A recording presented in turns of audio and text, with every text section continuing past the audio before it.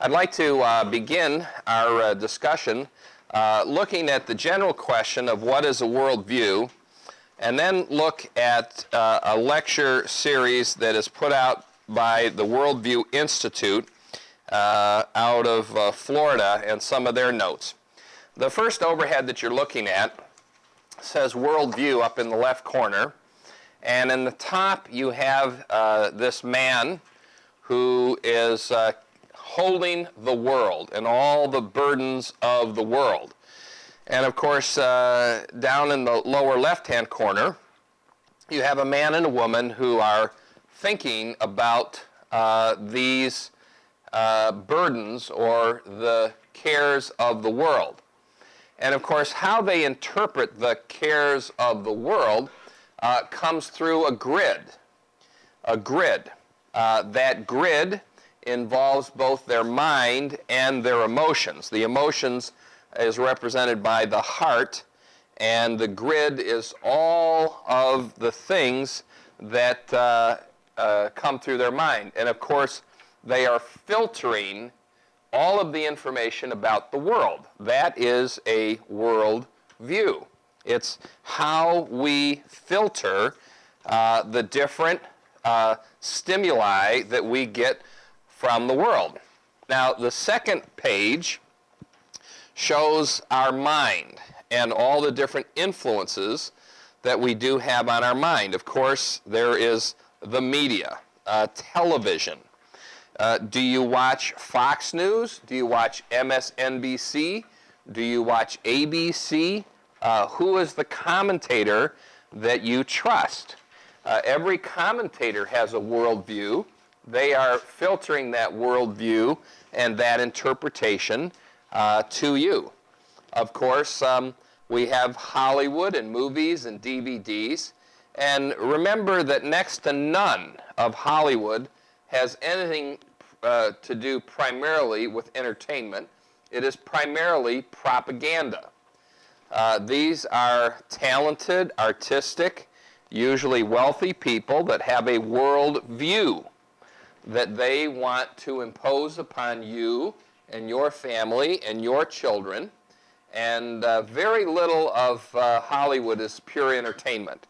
It is usually a propaganda. They are trying to convince you to believe in something. Television is the same way, whether it is West Wing or this new program with the lady president, or whatever. If it's a story on war or a story on poverty, they are all trying to present their worldview. Of course, you have music, which is a great influence on our worldview. Music is not just lyrics. It is propaganda. It is a shaping of a person's mind. Nowadays, the internet, they say that half of all internet sites are pornography these days. That's just too huge a percentage for me to believe, but apparently, there's like 400,000 plus sites out there that are trying to vie for people's dollars and people's minds.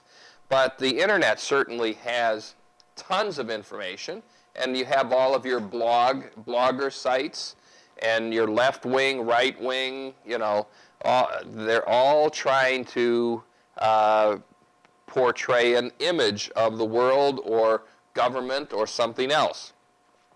Of course, there's also the water cooler talk or peer pressure talk. That's particularly true for teenagers and for young people. So much of their worldview is by their interaction. Included in this, we could put education. 90% of our universities are liberal. They are anti-Christian. They are anti-God. They are anti-moral standards, usually anti-government, depending on who's in at the time. But no matter who's in, they're usually anti-government because they're anti-law and rule. And a lot of professors have a worldview, and they understand that they can shape their mind. They have a lot of authority. It's unfortunate that the yippies and hippies of the 60s became the professors of the 70s, 80s, and 90s, and so on and so forth. And they have done a lot to shape the minds of people. And then, of course, there are books, fiction and nonfiction. Nowadays, it's all so blurred together. And a lot of people think that if it's in print, it must be true. I mean, we've seen the tremendous influence of the Da Vinci Code, which was nothing but an attack on the Catholic Church and on Christianity. Terrible scholarship. Yes, he says it was, not based on real history, but he sure presents it that way. And that's the way that people read it. Or the newspapers and those. So all of that is to say there are so many things that shape a person's worldview. Everybody has a worldview, whether they know it or not. Now, for the next page, what we're going to try to do in this course is shape our worldview through the grid of the Scriptures, the B-I-B-L-E. What does the Bible have to say about these things? Everybody thinks. There aren't many people who reflect or who really discern or contemplate things. Most people just make decisions. And it's unfortunate that they make those decisions and they make them out of their impulsive thoughts. They make them out of a reactionary thought rather than really reflectively thinking and meditating on it. As the Scripture says, we need to be quick to hear, slow to speak, and slow to anger. And when we are developing a Christian worldview, we need the Bible. That's why taking theology before ethics, and even we got to get philosophy incorporated in there, is very, very important. So what is a Christian worldview? Well, a Christian worldview is when you look at your world, the guy up in the right holding the world, the couple down below, when you look at it through the grid of both God's truth, the Bible, and what I would call reality. Reality. Now, the Bible is the only source of absolute true truth, but there is truth outside the Bible, and all truth is God's truth. Now, sometimes truth is just an accurate understanding of the facts.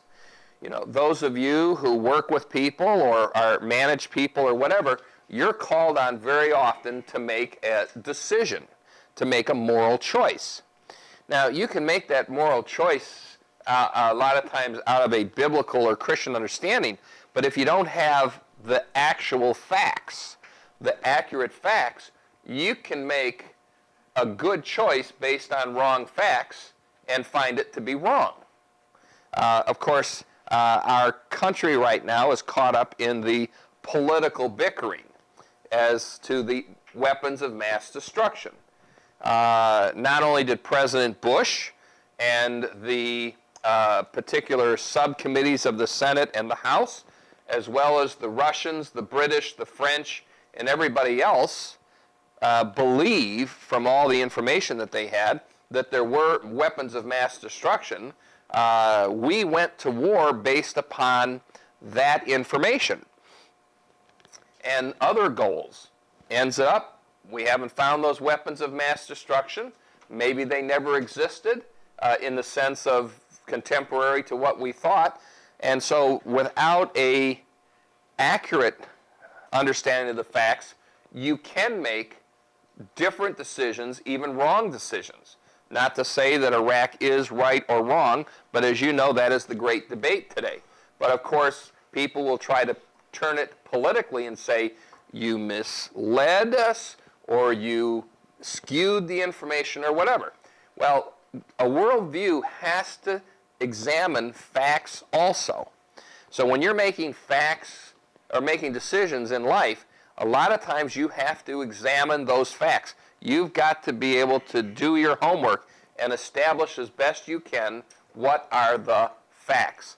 And that's the basis of our worldview. You know, if your child comes to you and says, I want to see such and such a music, or such and such a movie, or go to such and such a concert, you have to make a moral choice with that child. You got to have not only the Bible, but you have to have an accurate understanding of what is going on. This is true, you know, for doctors and people who are designing cars and engineers and so on and so forth. So a Christian worldview has God's truth plus what I would call reality, or a correct understanding of the actual facts. And that is where we hope to go in this particular class. So turning to page 1 of an outline for a Christian worldview, or an outline from the Worldview Institute. First of all, what is a worldview? What is a worldview? A worldview is a set of assumptions one holds about the basic makeup of the world. In our world, we have, particularly in America, but more and more throughout the world, we have societies with very conflicting worldviews. These conflicting worldviews have to do with religion, particularly today, whether you are atheist or theist, whether you are Christian, Jew, Islamist, Muslim, Buddhist, or Hindu, so on and so forth. One of the things that we have to truly be sure of as Christians is that we don't have a Christian worldview simply because we were brought up in America and we're Westerners. You know, if we had been raised in Japan, had we been raised in China, had we been raised somewhere else where there is the dominant religion, would we be that dominant religion simply by tradition or out of true conviction? You know, if we were brought up in Iran or Iraq or Afghanistan or something like that, would we be Muslim today? Well, chances are the answer is yes, unless you really think through the validity of your religion. And that's what we as Christians, every Christian has to do. That's one of the things we have to be careful of with our children, is that they're just not picking up things out of tradition, but that we are helping them to think through, if you're a Christian, why are you a Christian? Have you chosen to be a Christian by accepting Jesus Christ, his death, burial, and resurrection? Are you convinced of those things? Not out of tradition, but out of evidence and personal conviction. Are you convinced that you are a sinner in need of a Savior, that it is only by God's grace that we are sustained? These are the kinds of things we have to instill in our families, we have to instill in our youth, and in others. Because traditional Christianity will not last, because traditional Christianity does not produce a born-again experience if it is just traditional. So, worldviews are very significant, and we have to have them out of that personal conviction. Colossians chapter 4, verses 5 and 6 say this: "Be wise in the way you act towards outsiders, making the most of every opportunity. Let your conversation be always full of grace, seasoned with salt, so that you may know how to answer everyone." In other words, be wise is don't be stupid. You know, how many times have we found Christianity being embarrassed by people making stupid consequences? Making the most of every opportunity, you really need to look for those opportunities to evangelize people, to answer people. We're not going to change America by, just changing the balance on the Supreme Court. We're not going to change America by particular voting, although all of those are important. Where you ultimately change the worldview and the culture is when you change the hearts of people. And so we need to make the most of every opportunity to be able to address these issues honestly, intellectually, and with great compassion. So what is a worldview? A worldview is a set of assumptions one holds about the basic makeup of the world. And we'll talk about what that basic makeup is. It is a person's complete system of beliefs, whether they know it or not. A worldview is the lens through which one interprets the world and all the experiences. All right? So, in a contemporary example, everyone is trying to interpret the worldview of how Kwame Kilpatrick, the mayor of Detroit, re-elected, being 20 points down a few weeks ago, 10 points down a few days ago, all of a sudden comes out with a 4-point victory, and everybody's scratching their head and saying, how did it happen, and why did they re-elect him, and this and that. I mean, what worldview you have says whether you like that or didn't like that, whether you thought that was a good choice or a bad choice. The same thing, again, our president is at the lowest approval rate of his presidency, and people are looking through a worldview, a lens. They're interpreting what's happening, and they are assigning guilt to certain people. They don't like the death toll in Iraq. They don't like it every time they go to the gas pump, so on and so forth. Now, the other part of it is Congress has a slightly 2% lower approval rate than the president. So it says they're not just ticked off at the president, they're ticked off at everybody, aren't they? But this is a worldview. Something happens, in a particular country, and you have a tendency to examine that. You read something in the paper about a particular crime or whatever, and you have an interpretation of that, so on and so forth. So I think you have a sense of what we're talking about, but it's just, what is it that makes you think? All those conditionings of childhood, your religious upbringing, single parent versus both parents, influence of grandparents, what kind of neighborhood, what kind of hood you were in or whatever. Next thing, every person has a worldview. Everyone makes decisions and lives their lives according to his or her worldview, whether they know it or not. And most of the time, they don't know. If you were to say to people, well, why did you make that decision? They couldn't articulate a good answer. So, well, that's what I wanted to do. That's how I felt. That's what I thought. Well, what brought you to that position? Secondly, people make sacrifices for their worldview. And of course, certainly in the last 5 years, we have seen the epitome of both sacrifice and stupidity, for instance, with these homicide bombers. They have a worldview. Their worldview is that everything that is not me is evil. Everything that is not me should be destroyed.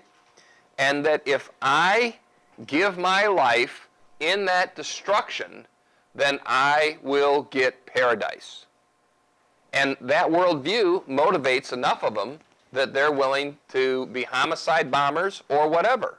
It's a brainwashed worldview that motivates them to great sacrifices. Now, if you are a person who is, a team leader or management, so on and so forth, you've got to get your people on a worldview that is a good worldview and one that is with you, one that's going to motivate them to work, one that's going to motivate them to quality, one that's going to motivate them to excellence or whatever. See, if they don't have a worldview that says we all have to make money, the owner has to make money for me to make money, the product has to be good for people to come back and buy it, or whatever, it's going to be a failure. But if you do, people will sacrifice themselves for that worldview. Protesting, we see it all the time, You got the pros and the cons of different protests. People will sacrifice. Thirdly, a worldview is everything about everything. It represents the totality of how a person thinks, whether they know it or not, and what is going to motivate them to live their lives. Now, what are some of the elements of a worldview? Well, the first one is cosmology. Cosmology deals with the origin and the nature of the universe. For instance, creationists versus evolutionists. A creationist who believes that we are made in the image of God is going to have a high value on human life. An evolutionist who simply says humankind is the latest development, but maybe not the highest development or the best development or the most significant development on the evolutionary chain, is going to say humanity sometimes should be sacrificed for the spotted owl, for the butterfly, for the woodpecker, for the marshy swamp.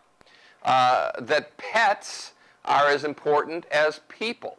That pets ought to have rights just like people. That they shouldn't be just considered property, but they should be considered as persons in some particular way. A creationist versus an evolutionist who says, evolution, man is continuing to evolve, so on and so forth, might suggest, well, genetic engineering has no limits, because genetic engineering is just the furthering of evolution, and therefore we ought to eliminate those with defects. We ought to eliminate those who are maybe a burden on society, where the creationist says God doesn't make junk. Everybody is created in the image of God. Every single human being is of value. So, these are big decisions that you have to make about worldview. Do you believe in a personal creator, or are we simply the product of evolution? A second one is theology, simply the existence and the nature of God. Here, you get into all the world religions. Not only do you believe in God, but what kind of a God do you believe in? The existence and the nature of God. Is God a personal God, or is he like the deist who says God created everything like he created a watch, he set it in motion, and then he went away, and he has left it to live out its own way, and God's not personally interested in his creation at all. Reincarnation. Do you believe in a God of reincarnation? Do you believe in a God of resurrection? Do you believe in a God who is a God just life is extinction? Third area is history. In history, the elements of worldview have to interpret the events in time. For instance, the AIDS epidemic. Is this God's judgment upon humanity? Was Katrina God's wrath upon the gambling world of the, Alabama and Louisiana and parts of Texas or whatever? Catastrophes, earthquakes, those kinds of things. People get into this in their worldview. If things are going wrong for you throughout the day, do you have a tendency to say to yourself, oh man, God, what did I do wrong? And what do I need to confess to get this day? Do you have a theology that says bad things don't happen to good people? And interpret events in that way. Or a lot of times, hey, you couldn't believe this sale. God was with me. He wanted me to buy it. So, this goes on too. I watched a boxing match recently. It's a little more than a boxing match. But when it was all over, the one guy said, this other guy's my friend, and we're both Christians, but today God wanted me to win. Well, I don't know if God wanted you to win, but that left hook and that right kick certainly determined the outcome of this fight. And if he would have gotten those in before you, then God would have wanted him. how do you interpret history? How do you interpret things like the Holocaust? How do you interpret World War I, World War II? If we have another pandemic, like the bird flu, the avian flu, how will we interpret? Well, that comes down to how you interpret history and look back on things. And of course, what we have today, unfortunately, is a propensity to rewrite history. And you rewrite history into propaganda in order to support your worldview. Another area of an element of worldview is how do you view human predicament, like the theory of human nature, destiny and purpose. This deals with psychology, this deals with sociology, this deals with culture, and should we have socialism as opposed to capitalism? Should there be a redistribution of income because of human predicament? Is this the person's fault by nurture or by nature? We will examine. And then human destiny. Do humans survive the death of the physical body? People who say there's no life after death, boy, does that have a difference on your worldview. I mean, if there is no life after death, if there is extinction, if there is no authority in life after death, then look, why not take all the, mentally handicapped, physically suffering people who are a burden to society, and let's just get rid of them. Because it's going to make life so much better for the rest of us. Why should we carry that burden when they are just going to not exist anymore? Or if you believe in life after death, you believe in judgment after life, and so on and so forth, it gives you a whole different perspective. A whole different perspective on suffering. A whole different perspective on handicap and compassion and those kinds of things. When you get into really significant historical events like Adolf Hitler, unless you hold a Christian worldview, you have a difficult time condemning Adolf Hitler. He had admirable goals. He wanted a super race, very strong, very beautiful, very healthy. He wanted to eliminate all of the what we would call abnormalities of society. Let's get rid of the gays, he would say. Let's get rid of the gypsies who are but leeches on the economy of the world. Let's get rid of the mentally handicapped. Let's get rid of the physically handicapped. Let's get rid of those people who are the dregs of society, the Jews or whatever, because the ultimate goal is to have a superhuman race. Now that is an admirable goal. Better economy, better health system. The health system isn't burdened by all of these, people with their difficulties and their problems. Families aren't burdened by it. But if there is a God and there is life after death, and there are absolute principles that deal with the dignity, the humanity, and the value and the image of God in every person, well, then that changes things, doesn't it? And it gives you a basis for judgment. But without that ultimate authority, how do you say that what he did was wrong if they don't exist anymore? If there is no value to life beyond this? Now, there are basically 6 worldview questions that if you have a worldview that you kind of have to answer. 6 worldview questions. The first one, why does something exist rather than nothing? Why does something exist rather than nothing? Why do you exist? Why do I exist? Why do trees exist? Why do animals exist? Why do bugs exist? Is there a purpose to existence? Not just where did this existence come from, but why is there an existence? How can we explain human nature? How do you explain human nature? Is it good? Is it bad? Is it nurture? Is it nature? Is it the way you were born? Is it your environment? Is it your peer influence? Is there something in the DNA or the genetic makeup? Is there something in the chemicals of the brain? What happens to people when they die? Is there life after death? Is it reincarnation? Is it soul sleep? How do we determine what is right and wrong? How do we determine that? That's a very important worldview question. How does a Muslim determine it?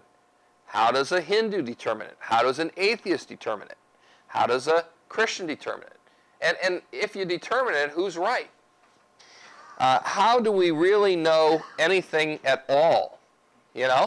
How do you really know that something is true? How do you know that you really exist? That this just isn't a figment of your imagination? That you aren't just dreaming? How do we really know that the United States landed on the moon? And that it wasn't just some kind of playscape from the Arizona desert or whatever? What is the meaning and significance of history? What is the value or the meaning of some of the great events of history? The conquests, the wars, the plagues, the significant people of history, math, medicine. So these are all important questions that one tries to answer from a worldview. Now, the test of a worldview is the 3 C's. Is it comprehensive? In other words, does it provide an explanation for everything? Now, when it comes to providing an explanation for everything, that's a pretty tall order. I might almost think in terms of percentages. I don't know that Christianity provides an answer to everything to the satisfaction of the human soul or the human mind. There are things at times where we rest by faith in the revealed character and conduct of God. But to what percentage? Is it coherent? Does it provide an accurate description of life in this world? That's one of the problems. Even if I was an atheist, I would hope that that was one of the problems I would have with evolution. That evolution is not science. Evolution has so many contradictions, as we know. Evolution has so little proof. Evolution is a multitude of greater leaps of faith than Christianity, or even Islam, or Judaism. Is it consistent? Is it free from internal contradictions? Is it free from internal contradictions? Of course, this would have to deal with the nature of man. If man is good, why does he do bad things? If man is inherently good, why is it we always have to teach children not to do the bad things and to do the good things? Is it compelling? Does this worldview motivate adherents to live consistently with it? Does it work? Does it produce a good product? 4 worldview laws. Number 1, everyone has a worldview, whether they know it or not. Number 2, every worldview contains assumptions, things that they cannot prove, maybe things that they accept through experience. All assumptions are accepted by faith. The atheist accepts it by faith because they cannot prove that there is no God. The agnostic accepts it by faith because he chooses to believe that it cannot be proven one way or another. Everybody has faith. Number 4, only one worldview can be correct. Only one can be correct. You can't have A and not A be true. World religions contradict each other. They can't all be right. One of them can only be right. Now, what are some of the main worldviews. And what are some of the characteristics of them? I will introduce 4 worldviews this evening, and we will expand it a little bit more in the coming weeks. Number 1 is naturalism. What does naturalism believe? Naturalism believes only nature exists. All that exists is material and energy. For naturalism, there is no spirit world. There is no life after death. For naturalism, nature is self-explanatory. All you have to do is continue to study nature and to learn about nature. In other words, there is no supernatural explanation. There is no creator. There is no intelligent design. If we only can study more and more about genetics, about chemical interactions, and all of those things, we will understand how nature works.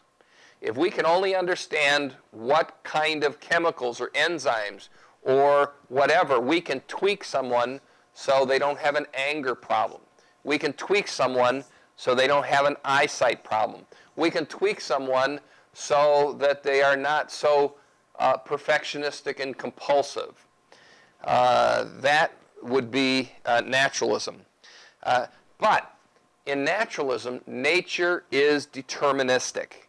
The survival of the fittest. What's going to happen is going to happen. The forces of nature are going to ultimately rule, and you cannot turn back the forces of nature. Certainly, they would look and say something like, global warming has created warmth in the oceans, and that has created greater hurricanes, and that's just the way it's going to be. You just can't change it. This is the way of nature, and nature is the force that will rule. In some ways, you see some of this naturalism in the writings and that of like a Carl Sagan, which he popularized so much on the Discovery Channel. Number 2, Transcendentalism. Transcendentalism teaches there are dimensions of reality that are not part of a time-space realm, dimensions that transcend our senses. There is a realm beyond reason. There are experiences beyond reality.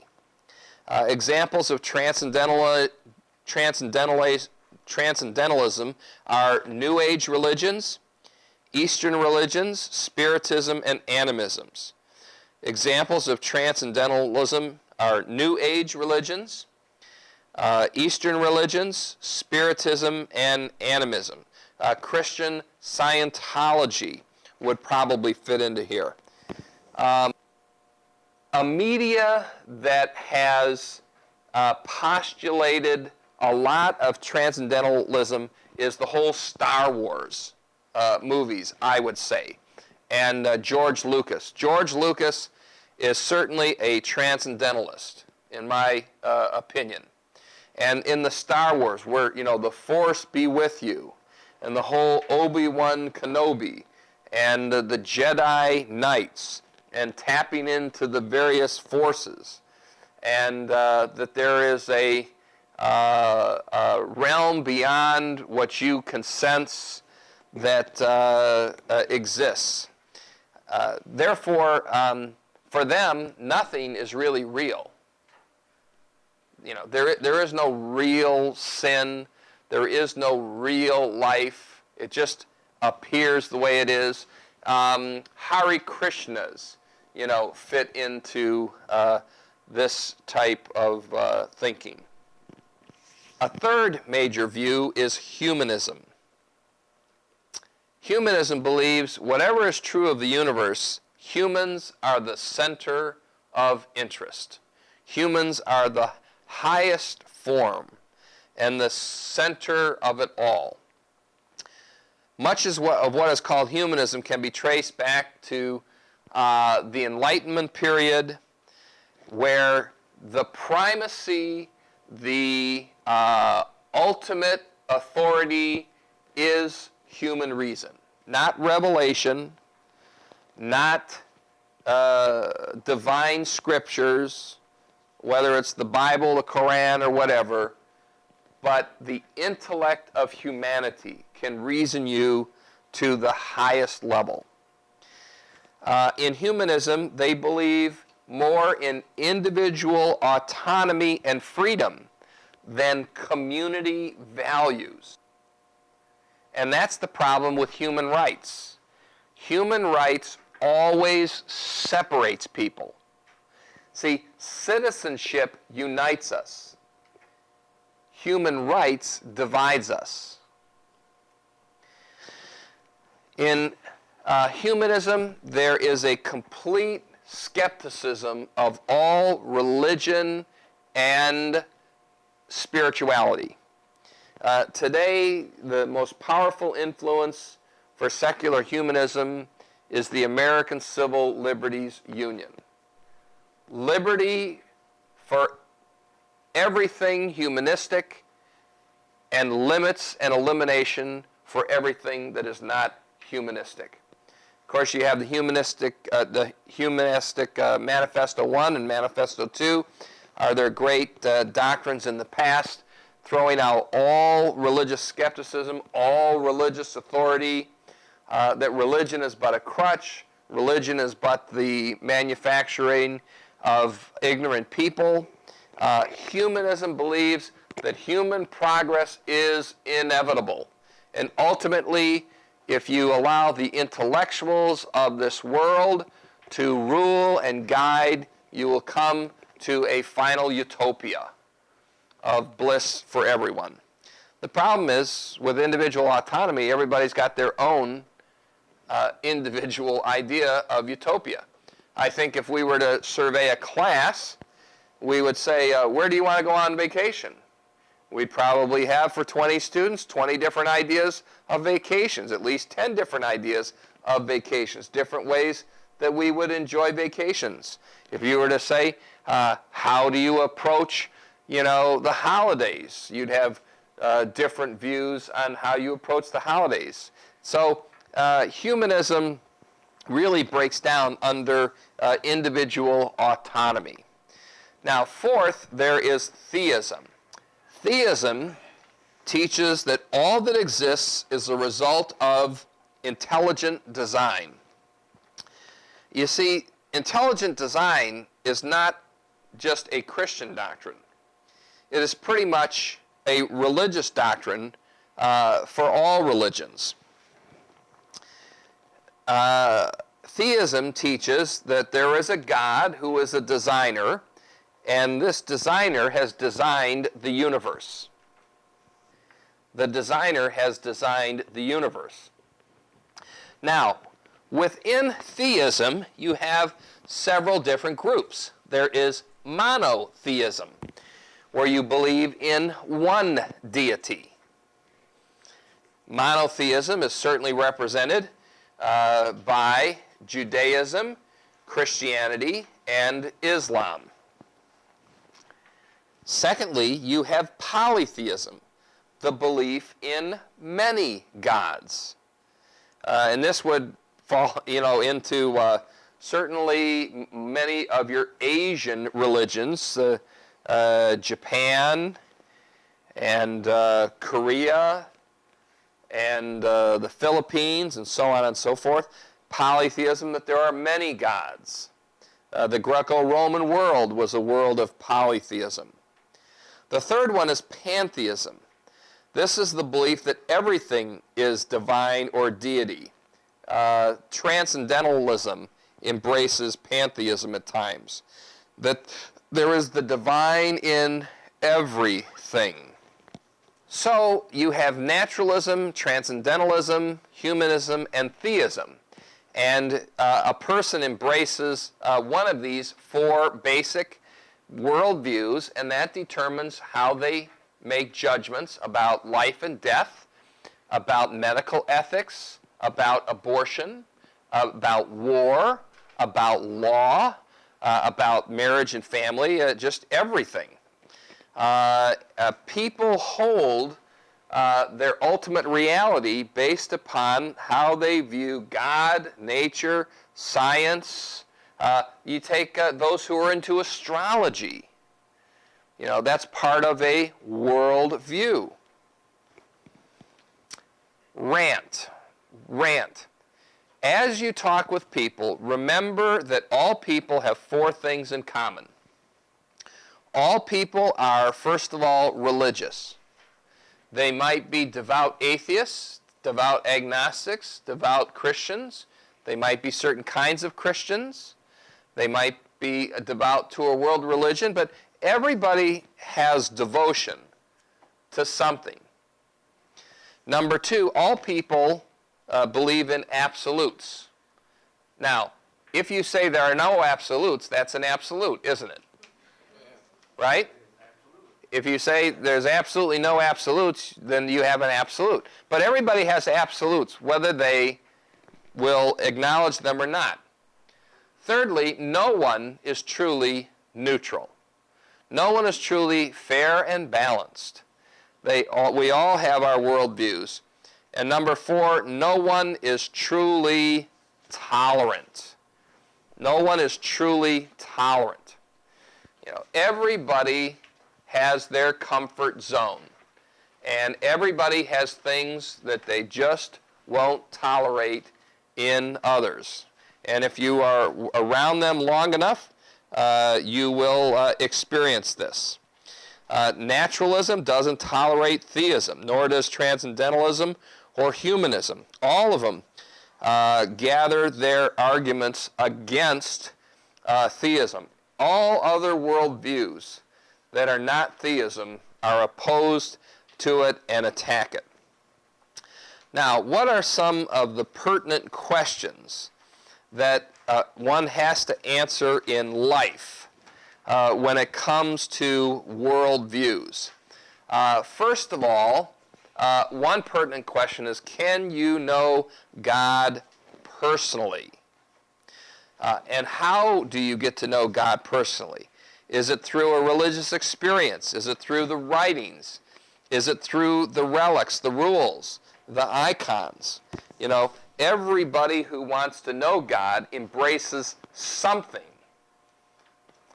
We find this within our own denominations of Christianity.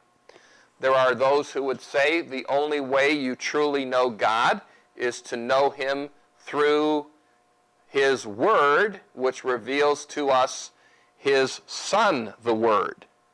There are others would say, well, yes, that's right, but God also speaks to me audibly and personally in oral form.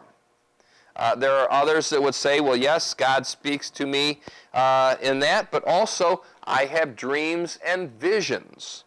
There are others today, particularly within Catholicism, if they can find a toasted grilled cheese sandwich or the bricks on a wall crying and bleeding a certain way, or a piece of pizza, or a pepper or something, you know, that looks like, not Jesus necessarily, but looks like Mary, you can have a religious interaction and experience. Of course, for others outside of Christianity, it comes from your household idols, or, you know, a shaman or witch doctor or whatever who speaks. So, you know, but can you know God personally? How can you know there is a God? If God exists, is He a good God? Or is He a bad God? Has He got an anger problem? Has He got a temperament problem? Is God a person, or is He just like a force, as we saw in the Star Wars series? Of course, we believe that we have answers to that question through the Scriptures, but we won't necessarily answer those right now. But that basically deals with theology. Can you know God personally? A second set of questions that really deal more with philosophy. Philosophy deals with what is real. What is real? A person on drugs has experiences. Are those real? Everyone has experiences that are very real, but are they true? Who am I? Am I a man or am I a woman? Or am I a woman in a man's body or a man in a woman's body? Who am I? How do I really know anything? How do I really know anything for sure? Another big one, why am I here? Why am I here? Every human soul is tormented or tested by this question of why am I here? I think that this is one of the great struggles of successful, wealthy people at times, that their identity is in their projects, in their accumulation of wealth, in their accomplishment of things. And then when they get those things all done, there is no fulfillment. They've got to look for another project. They still don't ask, why am I here? In other words, what does my life count for? What is the meaning to it? And of course, if you believe there is no God or no life after death or no good or evil, that makes it all the more difficult to find those questions, why am I here? Hugh Hefner would say, I am here to pleasure myself. Donald Trump might say, I am here to glorify myself. So others would say, I am here just to be a special, blessing to all of you or whatever. But why I am here deals with our significance, our identity, our what we call self-concept. Who am I? What qualities and qualifications do I have? Another question of philosophy is what is right, good, or beautiful? How do you define beauty? Beauty in American culture is different than beauty in Latin American culture, isn't it? Or in Middle Eastern culture. How do you define what is right and wrong? Is the Taliban culture right? Is the Hmong culture right? You have so many of these. Where am I going? Not just where am I going in this life, but maybe where am I going in the next life? Now, all of these questions create tension because you have to ask questions like, are humans more valuable than animals? We're struggling with that now in this society. In California, they would like to. There are elements that would like to suggest that to kill a person's pet is to kill a person. That it ought to have the same criminal penalties. To violate the rights of an animal should have the right to be able to go into a theater, a grocery store, this or that. They should not be restricted in any particular way. Do humans have a future? Where do people go when they die? So for a believer, you say, our identity is wrapped up in the fact that we are made in the image of God. That's what makes me valuable, is that God has made me in His image. Our purpose, you would say from Romans 8:28-29, the chief purpose of man is to glorify God, to reflect God. Our destiny is ultimately to dwell with God and to live with Him for eternity. How do the other worldviews answer those types of questions? Another key question that we can ask is what makes an action right or wrong? What makes an action right or wrong? In other words, you can take something like homosexuality. You would say, homosexuality is wrong. Oh, is it wrong? Well, why is it wrong? Well, because it's not natural. Oh, well, because it makes me uncomfortable. Well, see, that doesn't determine what's right or wrong. You could say, I don't like lima beans. Lima beans are wrong. Why? Well, because I don't like lima beans. Well, lima beans make me uncomfortable, or whatever, you know. What makes an action right or wrong? And of course, we had the great debate here in Michigan and in the Detroit area with Jack Kevorkian and the whole issue of euthanasia. I mean, what is wrong with allowing a person who is terminally suffering to die? What is wrong with a person who is sick and ill and has no taste for life? What is wrong with allowing them to die? So when you say this is an ethics question, what makes an action right or wrong, it's got to be something beyond, well, I just don't like it, or it's not natural. Is there an absolute authority?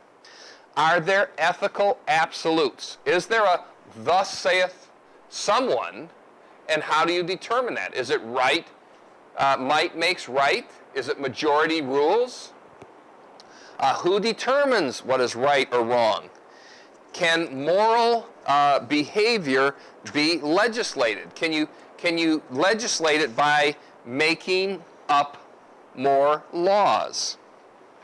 Now, within this area of the what makes an action right or wrong, we're going to discuss 4 major theories of morality.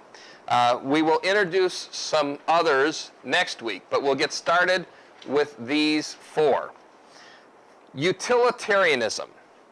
Utilitarianism teaches the greatest good for the greatest number. When you come to a moral choice, this is what you ask yourself. How do I help the majority? The rightness or wrongness of an action is determined by the good it produces for the greatest number of people. This theory is in many ways the dominant one within American culture and democracy.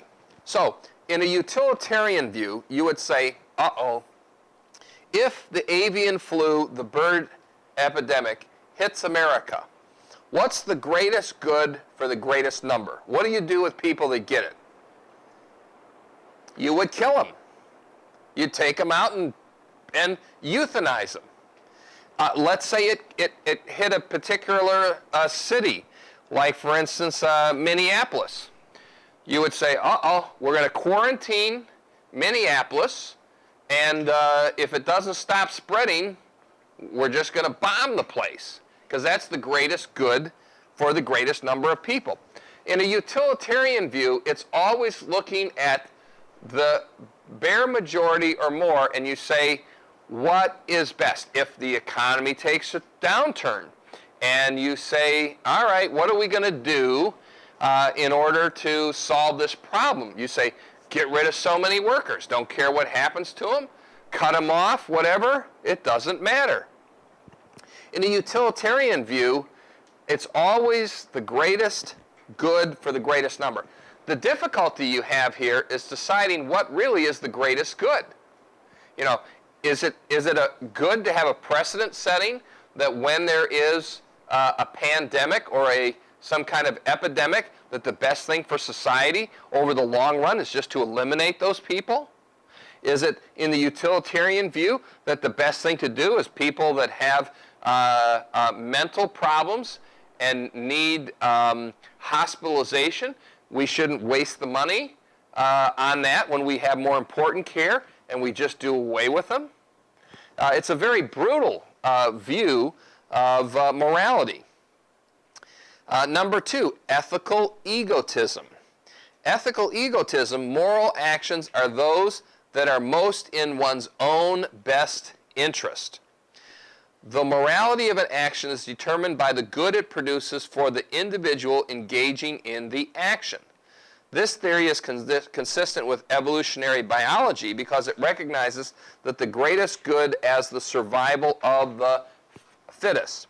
The problem with ethical egotism is it pits everybody against everybody. in many ways, because you're trying to say, well, what is best for me? If you are the CEO of a corporation, you say, well, the best thing for me is big bonuses at the expense of the rest of society. If you are the head of a medical practice, you say, well, the thing in the best interest for me is that we don't have any lawsuits, we don't have any legal exposure, because that would cause us loss of money or loss of reputation. So we won't venture into that realm of medical care. Even though we might save some lives, it's not in our best interest. There's a lot of people that live in their neighborhood this way, of ethical egotism. You know, they say, I have this hobby, I have these pets, I have this prerogative, I have this whatever. I'm just going to do what I want to do, and to heck with the rest of society. And of course, this creates great problems as everyone is doing their own thing. The third one is cultural relativism. Cultural relativism teaches that moral actions are those that society deems to be moral. The morality of an action is determined by its acceptability within society. What is moral in one culture may be immoral in another. Thus, there can be no universal moral principles to create ethical shoulds and oughts. So, in the United States, Roe v. Wade was passed. They would say our culture has determined through our Supreme Court that that is the law of the land. Someone else would turn around and say, wait a minute now. If you take a, survey of people in the United States, 70% of them or 60% of them are against abortion. Roe v. Wade should not be the moral standard.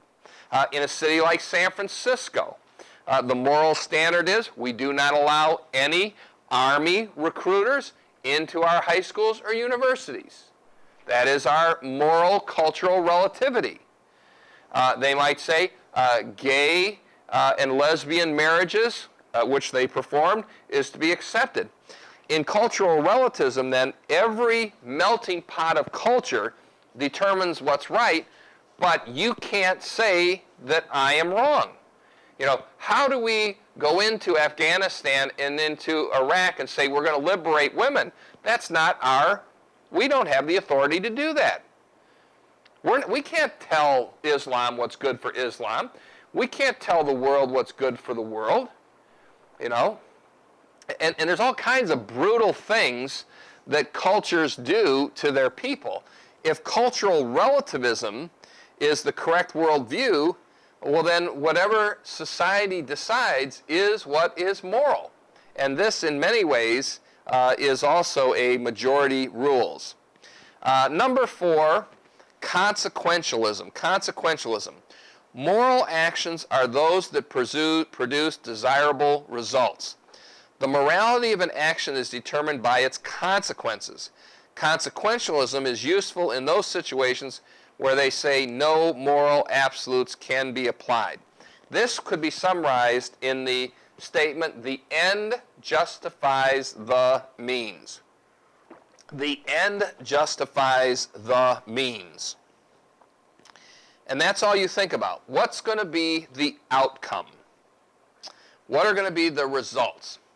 Now, when we look at some of these issues, you look at it from a utilitarian, ethical, cultural, or consequential perspective, it leads you to different conclusions.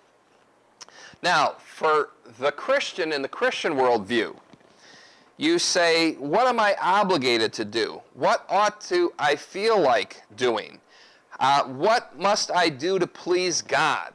What are my obligations before my Creator?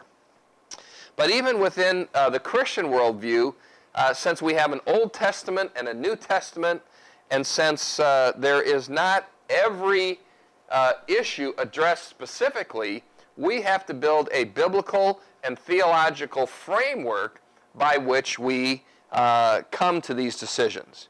And we will talk about a Christian worldview step system, as well as a Christian worldview choice system, whereby we can sort all of